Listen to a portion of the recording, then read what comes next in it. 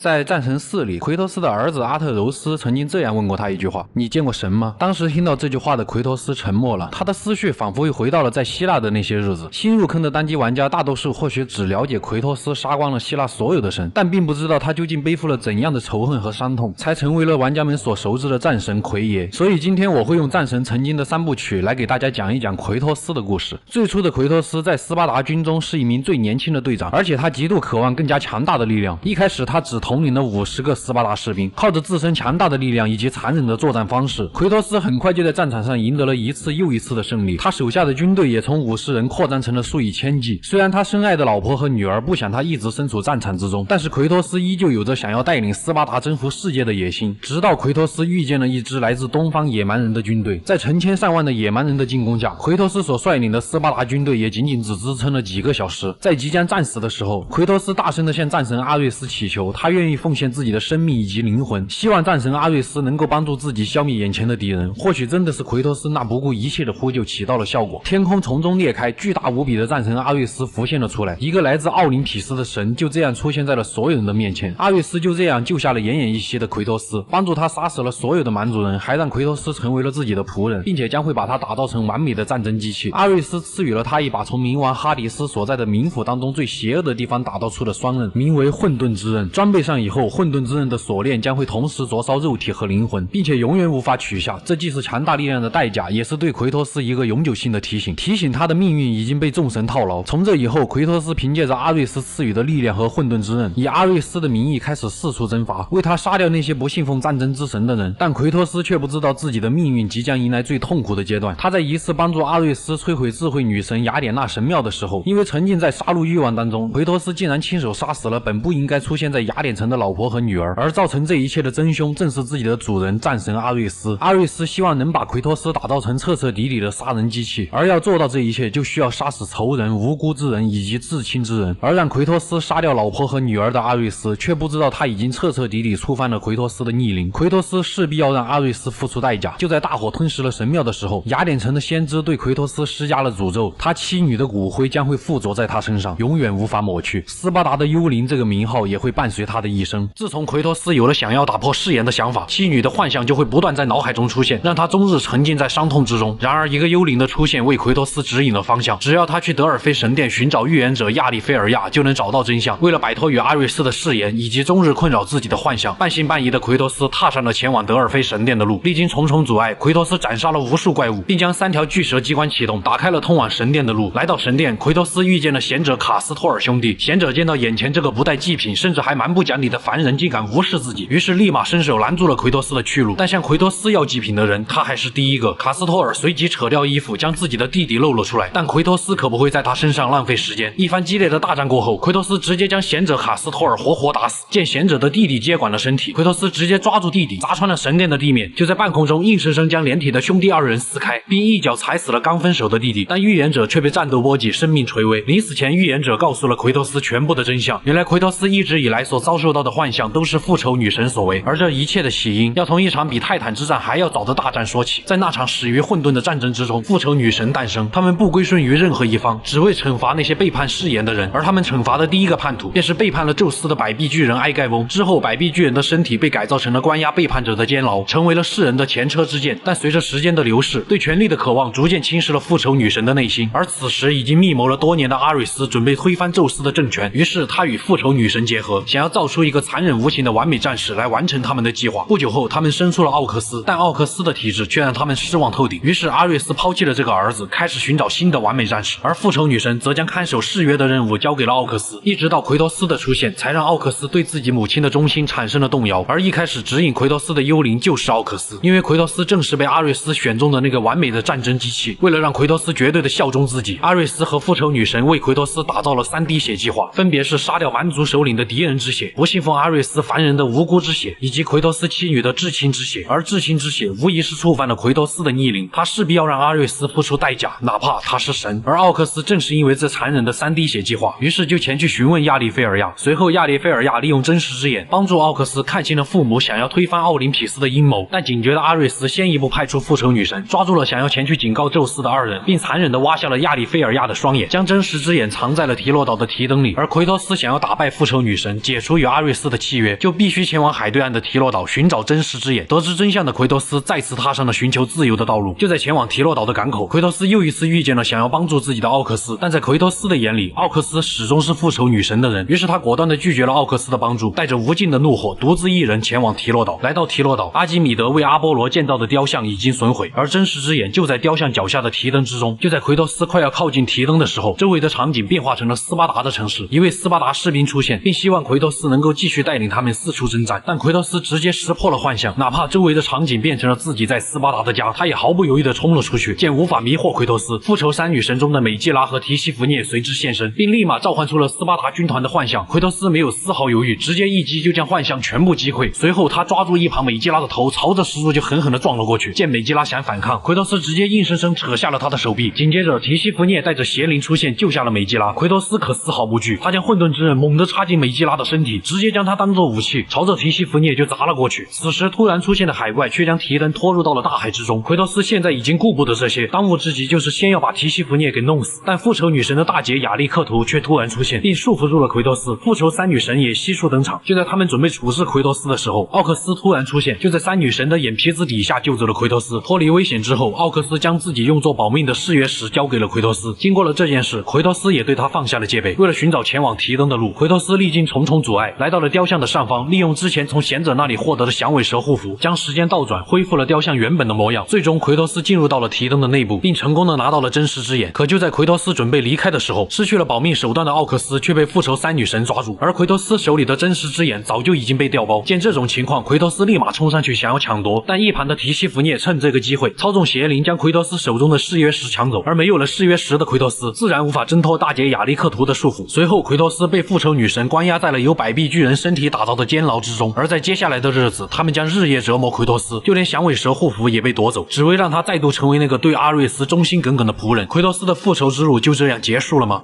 Never again. 在经过了漫长的折磨以后，逃脱的时机终于来了。美基拉因为被奎托斯砍掉了手臂，所以一直怀恨在心。就在美基拉发泄心中怒火的时候，奎托斯找准机会挣脱了身上的束缚，永别了牢笼。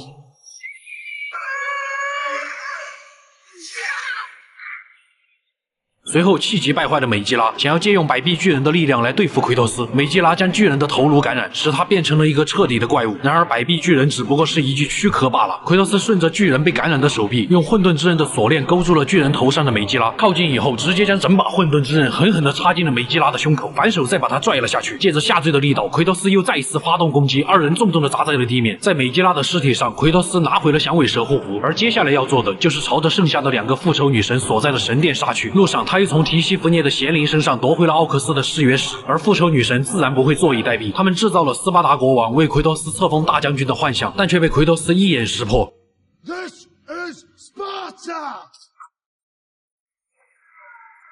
但接下来的场景却让奎托斯这个嗜血残暴的战士流露出了仅剩的一丝温情。他回到了自己在斯巴达的家中，当他推开门的一瞬间，熟睡中的女儿卡利俄佩就躺在那里。奎托斯轻轻地来到她的面前，脸上露出了一丝微笑。奎托斯竟然笑了，阿特柔斯估计这辈子都没见过。随后，妻子吕珊德拉也出现在奎托斯的面前。就在夫妻2人准备欢喜的时候，奎托斯意识到了眼前只不过都是复仇女神制造出来的幻象罢了。他借这个机会一把从亚历克图的身上夺回了真实之眼。随后，提西弗涅也出现在了神殿之中，拥有了真实之眼，奎托斯再也不会被幻象所迷惑。那么接下来就是决战的时候了。亚历克图直接幻化出了本体，将奎托斯拖到了大海之上。奎托斯利用混沌之刃的锁链，灵活的在亚历克图身上穿梭，而他的真面目也缓缓的呈现在了奎托斯的面前。惨烈的战斗过后，奎托斯击溃了亚历克图的本体。这时，提西弗涅又想要再次操纵邪灵攻击奎托斯，但这一次奎托斯不会再给他机会了。他一把抓过邪灵，真实之眼就像板砖一样，一下下的将邪灵砸得烟消云散。失去了邪灵的保护，提西弗涅无论变成谁的模样，都已经无法阻止奎托斯杀死自己。随后，奎托斯走向了亚历克图，他毫不犹豫地将2把混沌之刃全部插进了亚历克图的胸口。亚历克图随之化为飞溅的液体，逐渐消散。复仇三女神死在了奎托斯的手里，但与阿瑞斯的誓言就真的解除了吗？回到家中以后，奥克斯来到了奎托斯的面前，本以为已经成功打破誓言的奎托斯当即表达了对他的感谢，但接下来奥克斯道出了真相，原来誓言并没有打破。复仇女神死前又再次将他变成了奎托斯的誓约守护者，而奎托斯想要获得自由，就必须去亲手杀死奥克斯，这也是唯一让二人都能解脱的方法。最后在奥克斯的恳求下，奎托斯将匕首刺进了他的身体。随着奥克斯的死，誓言终于被打破，紧接着便是一切真相所带来的痛苦，像潮水一样涌进了奎托斯的脑海。他犯下的滔天罪孽，他亲手杀死的妻女，他在野心驱使下造成了大量无辜之人惨死。残忍的真相从这一刻开始成为幻觉，永远的在奎托斯的脑海中不断浮现。故事的最后，奎托斯亲手烧掉了自己的家，并离开了这唯一的家园。他要启程前去弥补自己犯下的过错。而接下来的故事便是奎托斯为众神效力10年的漫长岁月。但正是这10年当中的煎熬，让奎托斯彻底对奥林匹斯众神失去了信仰和信任。我是修仙狂魔，咱们奥林匹斯之恋再见。随着奎托斯打破了与阿瑞斯的誓约，他曾经犯下过的罪孽就开始不断在他脑海中浮现。为了摆脱时刻缠绕自己的噩梦，奎托斯以为众神效力10年的代价来换取众神的宽恕。而战神奥林匹斯之恋的故事也正是发生在这10年之间。此时波斯大军进攻了希腊，觉得脸上无光的众神派出了奎托斯前去迎战波斯大军，就连复仇3女神都死在了奎托斯的手里。波斯人的军队在他面前也只是如同蝼蚁。奎托斯一路杀到了波斯人的将领面前，嚣张的波斯将领还以为奎托斯只不过是一个送信的使者，言语中无时无刻都在羞辱着希腊众神。奎托斯没有跟他废话，几招就将波斯将领打倒在地。最后在将领的求饶声中，奎托斯用将领掠夺的财宝将之活活砸死。路上奎托斯还解救了2位手无缚鸡之力的平民。接着奎托斯一路追杀波斯人带来的蛇妖，最终在港口撕烂了蛇妖的嘴。做完这一切，奎托斯来到山顶，他厌倦了众神交代给自己那无穷无尽的任务。话音刚落，天空中就爆发出了剧烈的光芒，随之而来的就是太阳朝着地平线迅速跌落，世界顿时陷入了一片黑暗之中。奎托斯心里明白，这不是众神对他的回应。为了搞清楚眼前发生的事情，奎托斯来到了太阳跌落的地方。随后雅典娜通过神像告诉了奎托斯前因后果。因为太阳神赫里俄斯的突然失踪，他脚下的太阳战车就失去了控制，掉入了凡间。而奎托斯现在身处的地方正是太阳神的神殿。如今随着世界陷入黑暗，梦神墨菲斯的力量也逐渐苏醒，已经有许多众神陷入了沉睡。如果不能尽快的找回太阳神，万物都会被梦神所掌控。奎托斯所要做的就是去寻找太阳神，但对于一次次去满足众神那没有尽头的要求，奎托斯逐渐失去了耐心。他只希望雅典娜能够立即清除掉他脑海中的梦魇，但现在的奎托斯完全没有资格对众神谈条件。雅典娜也只是轻描淡写的说了一句下次一定。无奈之下，奎托斯只能选择服从，就此踏上了寻找太阳神的旅程。之后奎托斯通过神殿中的黎明女神知道了原来是泰坦巨人阿特拉斯脱离了冥界的束缚，并掳走了太阳神，目的就是想要从太阳神身上获得足以毁灭世界的太阳之力。在黎明女神的指引下，奎托斯拿到了太阳神的护盾，靠着护盾，奎托斯重新唤醒了太阳神的战马。战马散发出耀眼的光辉，拖行着神殿朝着太阳神的所在疾驰而去。不久后，战马将奎托斯带到了冥界，然而冥界并不欢迎这些光辉的存在。随着战马的光辉逐渐消散，奎托斯连同神殿一起向下跌落。好在关键时刻他抓住了岩壁，而现在奎托斯正身处在冥界的边缘，看着眼前从未有凡人踏足过的土地，奎托斯明白这只不过是个开始。来到冥河边，奎托斯敲响了丧钟，冥河摆渡人卡戎随之现身。卡戎劝说奎托斯不要来趟这趟浑水，就算奎托斯成功的救出了太阳神，这些虚伪的神也不会让奎托斯轻易的从痛苦中解放。奎托斯则不管这些，他果断的拒绝了卡戎，双方一言不合，随即开始了战斗。但奎托斯却不慎被卡戎释放的地狱火焰打败，卡戎随手将奎托斯扔进了冥河里。当奎托斯再次醒来的时候，已经被关押了起来。但对于奎托斯来说，这点束缚还不足以留住他。在回去找卡戎算账的路上，奎托斯获得了神器宙斯的护手。有了神器的加持，奎托斯再也不怕卡戎释放的火焰。势大力沉的宙斯护手在卡戎脸上胡乱的拍，击败卡戎以后，奎托斯乘坐冥河摆渡船，在太阳神散发的光芒指引下，来到了冥后所在的宫殿。但就在即将靠岸的时候，岸边那一抹小女孩的身影让奎托斯彻底慌了神。眼前这个小女孩正是他日思夜想的女儿卡利厄佩。随后奎托斯一路追着女儿的身影，进入到了冥后博尔塞福涅所在的宫殿。在冥后的果园中，奎托斯见到了希腊最美的女人，而这个女人正是冥后。于是奎托斯上前礼貌地询问 Where is my daughter, witch?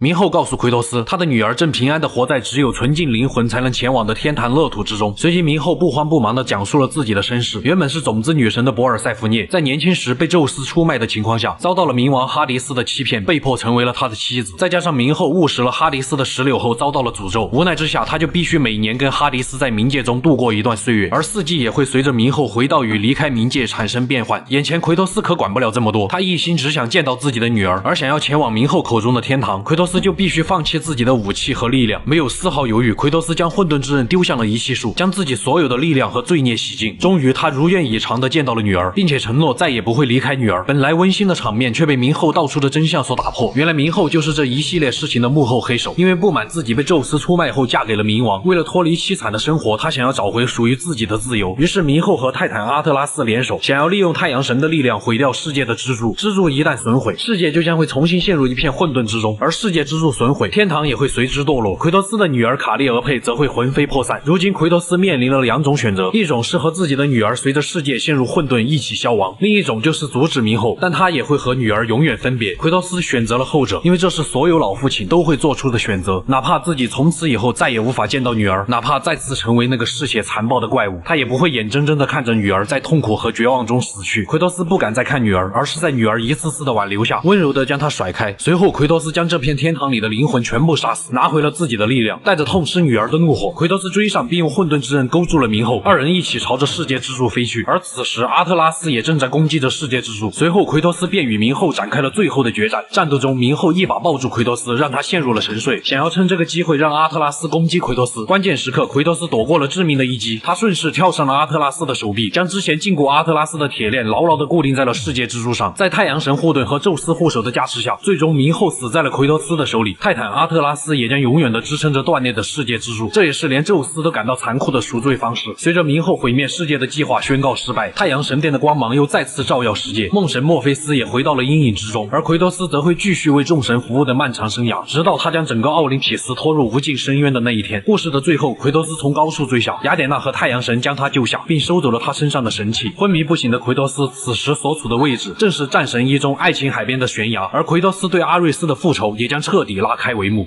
战神一故事开始的时候，奎托斯已经为众神效力了10年之久。在这10年的时间里，他无时无刻不被自己死去的妻女的幻象所折磨。一次，奎托斯身处航行在爱琴海上的船只的时候，遭遇了海怪许德拉的袭击。奎托斯在击退了海怪许德拉其中一个头以后，遇到了海神波塞冬。波塞冬希望奎托斯能够帮他杀掉这个海怪，并且赐予了他波塞冬之怒这一技能。奎托斯在寻找海怪的路上，听见了船长房间有人呼救，但是没有钥匙。就在来到船上甲板的时候，奎托斯发现了海怪。身上有钥匙的老船长也在这个时候被海怪吞进了肚里。于是奎托斯利用船上断掉的桅杆杀死了海怪。之后奎托斯进入海怪的体内，找到了老船长。老船长本以为救命恩人来了，结果没想到奎托斯拿走钥匙以后抛弃了这位老船长，任由他掉进了海怪许德拉的胃里。拿到钥匙以后，奎托斯来到老船长的房间，却发现里面的人已经被屠杀殆尽，这让他想起了曾经自己的杀戮。于是奎托斯回到甲板，宣泄自己这10年来为众神效忠的不满。这个时候雅典娜出现在了奎托斯的面前，奎托斯希望通过雅典娜能让众神为自己抹去曾经杀戮的记忆，而雅典娜在这个时候却让奎托斯去完成一个众神交代给他的任务。因为此时的战神阿瑞斯已经反叛了众神之王宙斯，想要推翻宙斯的统治。此时的阿瑞斯正在进攻雅典城，而众神交代给奎托斯的任务正是去杀掉阿瑞斯。雅典娜承诺只要奎托斯能够做到，就能原谅他之前所犯下的罪行。本就跟阿瑞斯不共戴天的奎托斯当即就接受了这个任务。在前往雅典城的路上，奎托斯对死去老船长的2位老婆也是照顾有加。当到达雅典城以后，阿瑞斯和他的军队几乎已经占领了这里，奎托斯便一路斩杀怪物前往城内。在路上，他遇到了爱神阿弗洛狄特，爱神赐予了他石化的能力，以便用来清除杀死阿瑞斯路上的障碍。经过重重阻碍，奎托斯终于来到了雅典城的最高处。在那里，他看见了巨大无比的阿瑞斯正在肆无忌惮地攻击雅典城。然而现在的奎托斯根本不是阿瑞斯的对手，于是他前去寻找雅典城的先知，希望能够找到打败阿瑞斯的方法。在路上，他又遇见了众神之王宙斯，宙斯也赐予了奎托斯名为宙斯之怒的技能。来到先知神庙门前的奎托斯遇到了一个正在挖坟的老头，在听了老头说的一些魔言魔语以后，他进入神庙寻找起了先知。找到先知以后，先知告诉他，只有潘多拉之河里面的力量能够帮助他杀死阿瑞斯。在雅典城位于千里之外的东方的沙漠之中，一个如同山岳般巨大无比的泰坦族巨人克罗诺斯正背着一座名为潘多拉的神殿，漫无目的地爬行在茫茫黄沙之中，而潘多拉之河就正在巨人的背上的神殿内。奎托斯进入沙漠以后，在雅典娜的指点下，他顺着赛壬女妖的歌声找到了巨人，吹响号角吸引巨人来到附近。奎托斯抓住巨人身上的锁链，一路朝着神殿爬去。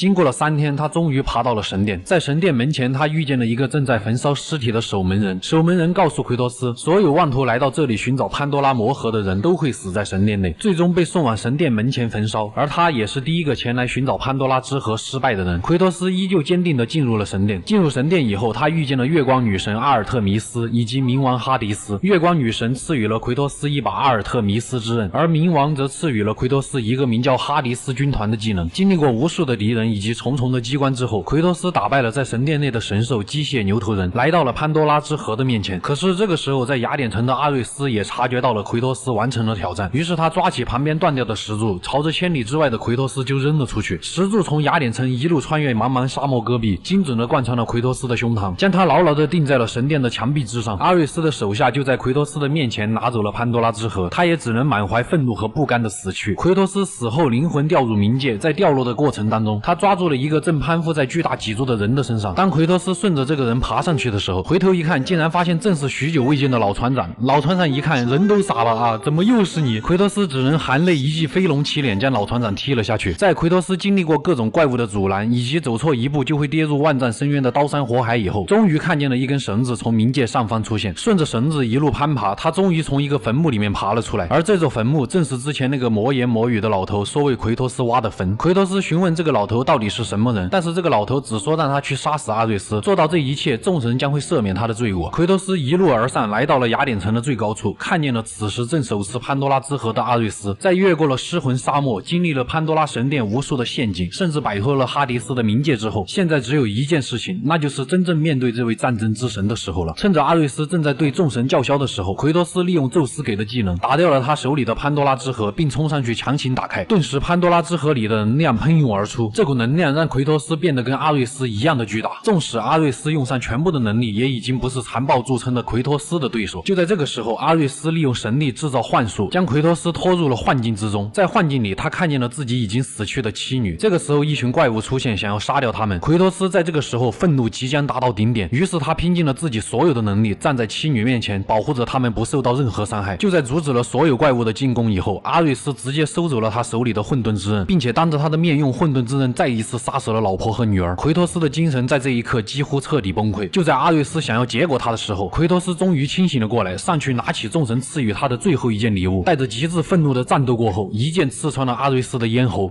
在奎托斯看来，这一切似乎已经尘埃落定。他来到了雅典娜的面前，希望雅典娜能够兑现帮他抹去那些杀戮记忆的诺言。可是雅典娜却玩起了文字游戏，她只是轻描淡写的一句：众神欠你一个人情，我们承诺将会原谅你的罪过，而现在我们已经原谅你了，但是我们并没有承诺抹去你那些杀戮记忆的诺言。明白了一切的奎托斯知道了众神已经抛弃了他，想要抹去记忆根本不可能实现，于是他绝望地登上了悬崖，面对着一望无际的爱琴海一跃而下。奎托斯经历了10年的痛苦，以及这10年来挥之不去的梦魇，而这一切在他看来都结束了。然而众神并不想让奎托斯就这样去死。就在他掉进爱琴海以后，雅典娜却硬生生将他拉回到了地面，并且告诉他，战神阿瑞斯死在了你的手里，你已经得到了众神的青睐，现在就让你来接任新的战神。就这样，奎托斯任命一般走进了战神的神殿之中，坐上了属于战神的王座之上，而他的眼神也逐渐变得狠厉了起来。这个曾经的斯巴达凡人已然成为了新的战神。然而众神对于这位新晋战神的利用和愚弄还远远没有结束，但众神也会在未来因为他们的傲慢和自私付出惨痛的代价。在经历过失去妻女的痛苦以及无数场残酷且无情的战斗过后，奎托斯终于坐上了战神的宝座。尽管奥林匹斯的神坛已经有了他的一席之位，但他身为凡人时的悲痛过往却始终将之缠绕。不仅如此，奎托斯母亲和弟弟的幻象也开始在梦中出现，而一切的源头似乎都指向了海对岸的波塞冬神殿亚特兰蒂斯。就算是雅典娜的劝说，也无法阻止奎托斯带着斯巴达的军队远征亚特兰蒂斯，因为他知道但凡跟众神扯上关系的，背后就肯定有着不可告人的秘密。就在前往亚特兰蒂斯的路上，海怪斯库拉前来袭击奎托斯的舰队。对于现在已经是战神的奎托斯来说，海怪只不过就是鼓舞士气的工具罢了。奎托斯轻松就将海怪击退。来到亚特兰蒂斯，奎托斯一路长驱直入，进入到了其中心的波塞冬神殿。在这里，他终于找到了自己的母亲卡利斯托。虚弱不堪的母亲告诉了奎托斯所有的真相，原来是奎托斯的父亲将他囚禁在了这里，就连奎托斯那个早已生死不明的弟弟德莫斯，如今也还活着。而这一切的起因要从一则预言说起。宙斯的祭司预言，奥林匹斯将会被一名身上有着红色印记的战士所毁灭，而德莫斯出生就有着红色印记。于是宙斯派出了雅典娜和阿瑞斯前去捉拿德莫斯，但当时尚且年幼的奎托斯根本没有能力阻止眼前发生的一切。随后德莫斯便被囚禁在了死之领域，并终日遭到死神塔纳托斯的折磨。认为弟弟已经死去的奎托斯陷入了深深的自责。为了纪念弟弟，奎托斯便在自己的身上纹了与弟弟相同的印记。如今奎托斯想要找到弟弟，就必须回到斯巴达的阿瑞斯神殿寻找线索。母爱是伟大的，尽管被下了不能说出奎托斯父亲是谁的诅咒，母亲也依旧说出了这惊天的秘密。造成这一切悲剧的幕后黑手正是众神之王宙斯，而宙斯也是奎托斯的亲生父亲。很快诅咒便生效了，奎托斯只能眼睁睁地看着母亲变成了一只丑陋的怪物，强忍着内心的悲痛，奎托斯亲手杀死了自己的母亲。看着母亲在痛苦中逐渐消散，奎托斯的怒火早已一发不可收拾，命运又再一次将他推向了疯狂的边缘。带着心中的悲愤和怒火，奎托斯踏上了寻找弟弟德莫斯的路。路上，泰坦希拉赐予了奎托斯名叫希拉祸害的技能，作为交换，奎托斯释放了希拉，拥有了可以将火焰附着在雅典娜之刃上的奎托斯。在经过了与海怪斯库拉的大战以后，由于亚特兰蒂斯核心的火山遭到了奎托斯的破坏，导致火山彻底喷发，最终神秘的海上之城逐渐沉没。就在回往斯巴达的路上，奎托斯遇见了一个正在挖坟的老头，老头说了一些魔言魔语的话，并劝说奎托斯不要前往死之领域。但奎托斯现在可不管路途有多么的凶险，毕竟德莫斯是他在这个世界上唯一的亲人了。之后，奎托斯发现了死神的女儿俄里尼斯正在一路屠杀斯巴达的士兵。显然，奎托斯想要寻找死之领域的行为触犯了死神塔纳托斯，但死神的举动只会让奎托斯更加的愤怒。很快，奎托斯就追上了俄里尼斯。对于这个残害他手下的罪魁祸首，奎托斯没有急着杀掉他，而是硬生生扯下了他的一边翅膀。见情况不妙，俄里尼斯变回本体，妄图逃走。奎托斯一路追赶，逼着俄里尼斯回到了地面。见他变回了人形，奎托斯毫不犹豫，直接将他的翅膀和手臂一起砍断，最后一刀捅死了这位死神的女儿。没有了阻碍，奎托斯回到了斯巴达。这里的士兵和百姓无不尊敬身为同胞的新晋战神。奎托斯难以拒绝百姓的热情，很快就和群众们打成一片。完事后的奎托斯来到了阿瑞斯神殿。由于奎托斯成为了新的战神，斯巴达的士兵们就开始摧毁阿瑞斯的雕像。之后，根据神殿中的圣物指引，死之领域的入口就在已经沉没的亚特兰蒂斯中。奎托斯又不得不再次前往港口，准备返回亚特兰蒂斯。离开神殿的时候，奎托斯手下的副官将奎托斯曾经使用过的矛和盾交给了他，而这个副官的名字正是叫阿特柔斯。在前往港口的路上，滚烫的岩浆阻挡了奎托斯的去路。正好此时，一个叫弥达斯的国王出现，他通过神明的赐予获得了能将自己触摸的任何东西变成黄金的能力，但他却不慎将自己的女儿也变成了黄金。这件事情导致弥达斯的精神已经到了崩溃的边缘。奎托斯见到这种情况，心生怜悯，想要帮他解脱，于是便将这位老国王丢入了岩浆之中。一瞬间，弥达斯连同岩浆一起凝固成了黄金。顺着黄金铺成的道路，奎托斯来到港口，并乘船踏上了再次前往亚特兰蒂斯的路。在已经化为废墟的亚特兰蒂斯中，奎托斯开启了前往死之领域大门的机关，并成功的来到了这个介于冥界和人界之间的位面。在斩杀了无数的怪物和历经了危机四伏的机关以后，奎托斯终于找到并救下了自己的弟弟德莫斯。但德莫斯却因为当年奎托斯没有保护好他，导致他遭受了几十年的折磨而心生怨念，随即立马对奎托斯大打出手。毕竟奎托斯心中有愧，战斗中他并没有对德莫斯下死手，可德莫斯却没有丝毫的留情。但就在这时，死神塔纳托斯突然出现，抓住了德莫斯。因为奎托斯杀了他的女儿，他要让奎托斯也失去亲人，随即便跳下了深渊。好不容易找到亲人，奎托斯可不会轻易的放弃，他拖着重伤的身躯，紧跟着就追了上去。就在关键时刻，奎托斯救下了德莫斯。见哥哥都做到这种份上了，德莫斯心中的怨念也彻底消散。随着奎托斯将自己的矛和盾交给了德莫斯，两兄弟之间的矛盾也彻底化解，而他们也将和死神展开最后的决战。战斗一触即发，在兄弟二人齐心协力的进攻下，就算是这位死之领域的主宰也有些招架不住。随即死神变化出了恶魔本体，瞬间强大的力量爆发，死神一把抓过德莫斯，狠狠地拍在了峭壁之上，全力的一击让德莫斯当场死亡。奎托斯身边亲人一个接一个的死，如今就连这个自己苦苦寻找的弟弟，这个他最后的一个亲人都死在了自己的面前。奎托斯那无尽的怒火猛然爆发，这是一股让死神都为之颤抖的滔天杀意。这股杀意化为实质的能量，渗透进了奎托斯手上的双刃之中，带着灭绝一切的一击，在死神被双刃上附着的烈焰焚烧下，逐渐退回了人形。这一刻，奎托斯反而成为了那个收割生命的死神。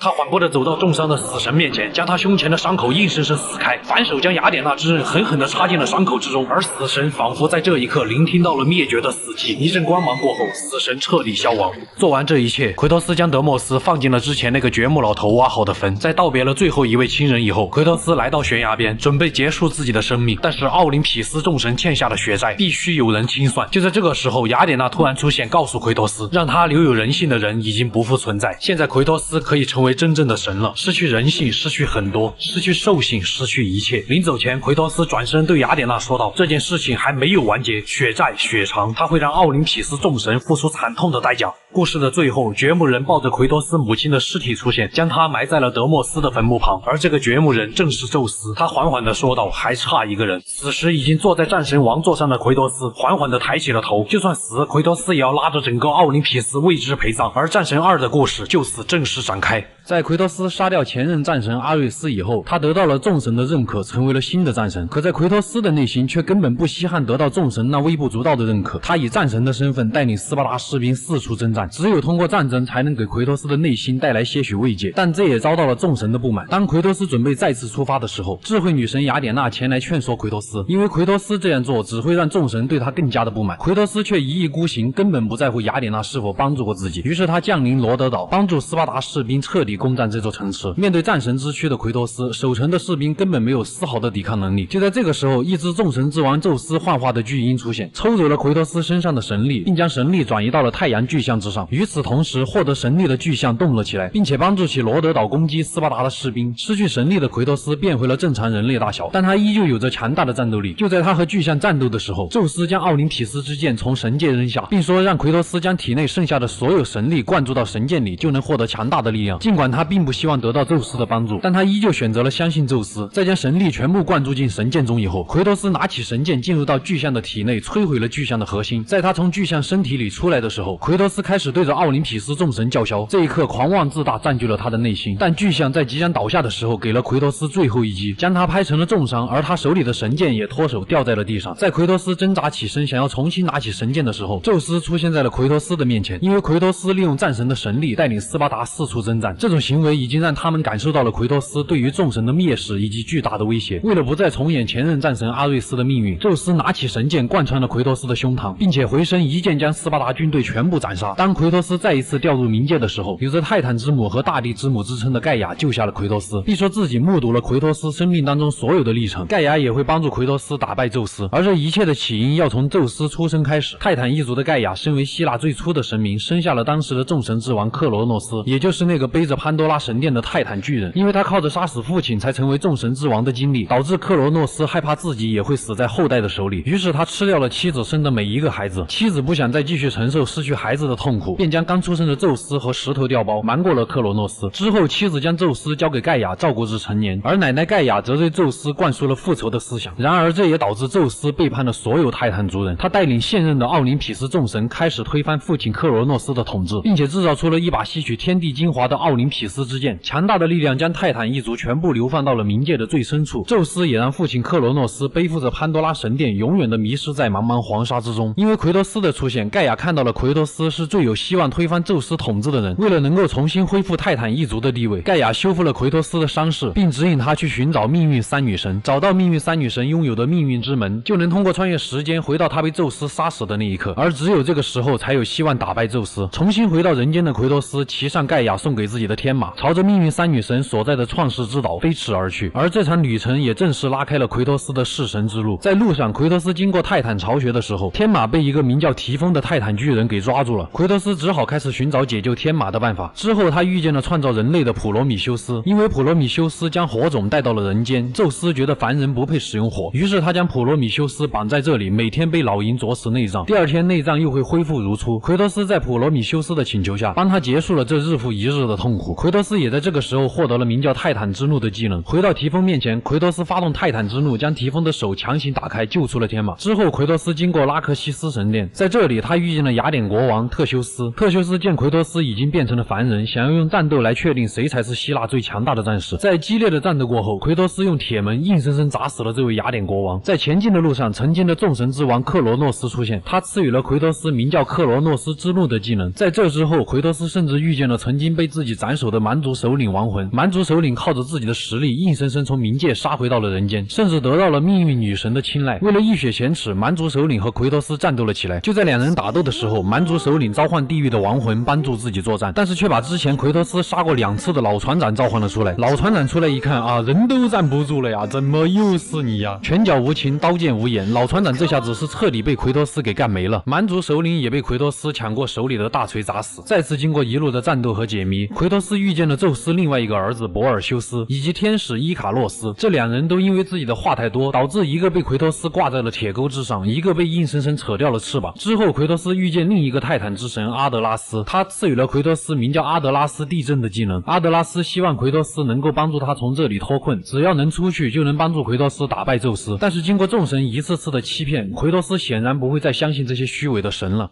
No longer do the bidding of the gods, Atlas. I have stomached their betrayal for the last time. Show me the way to the sisters, and I will kill Zeus once and for all.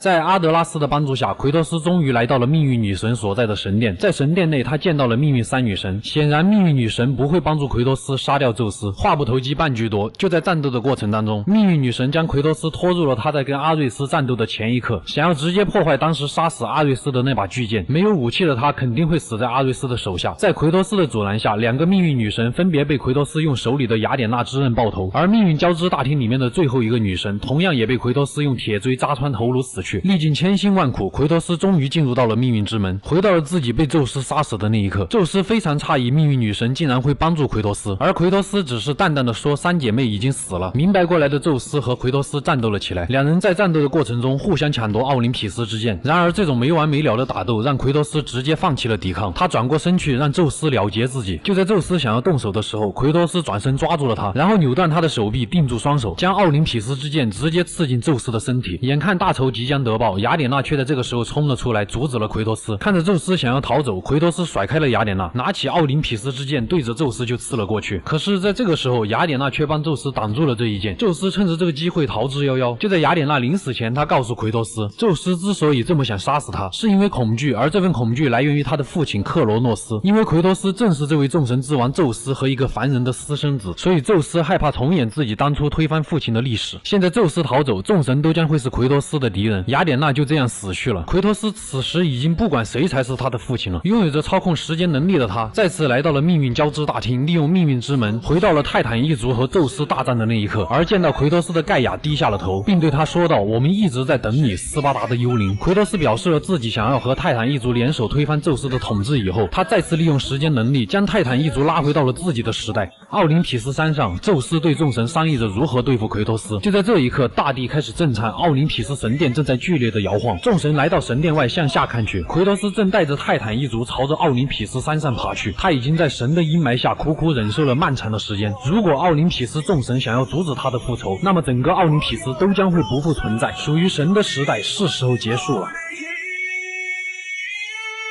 我要拿出火，楼烟消云散。